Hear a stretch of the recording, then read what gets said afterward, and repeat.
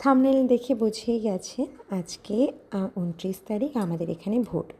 আমি আগের দিন মঙ্গলবার দিন সকালবেলা প্রায় ৮টার মধ্যে বেরিয়ে যাই নিউ টাউন থেকে, চলে আসি কন্যঘর, যাতে পরে কোনো প্রবলেম না হয়।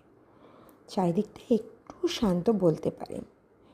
সবাই মিলে আমরা দুপুরবেলা খেয়ে দিয়ে চলে গেলাম, মা বাবা আমি ভোট দিতে। চারিদিকটা একটু শান্ত। বাবা আমার রানীর টুপিটা বাবা পড়েছে, তো রানী তখন ওরকম মুখ চোখ দেখাচ্ছিল। এই ছোট্ট রানী, ওর নাম রানী, ও আমাদের বাড়িতেই থাকে।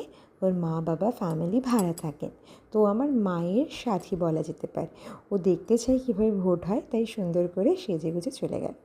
আজকে ওয়েদারটা একটু মেঘলা ছিল, আর রাস্তাঘাট একদম শান্ত। চারিদিকে কত যে পতাকা যাই হোক, যেতে গিয়ে এই ছোট্ট বিড়ালটাকে দেখলাম। আর এটা আমাদের স্কুল ভোটার সেন্টার।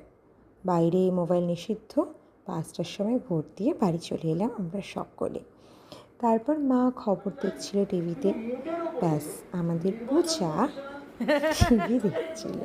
কত কিউট লাগছিল দেখুন ওকে দেখতে। ও আমাদের সাথে সবার সাথে বসে টিভি দেখছে। আকাশের জন্য খাবার অর্ডার করতে গিয়ে দেখলাম নিউ টাউনের সব দোকান বন্ধ। পরে প্রায় 9:30-10টা নাগাদ একটা বিরিয়ানির দোকান খোলা ছিল, সেটা থেকে অর্ডার করলাম।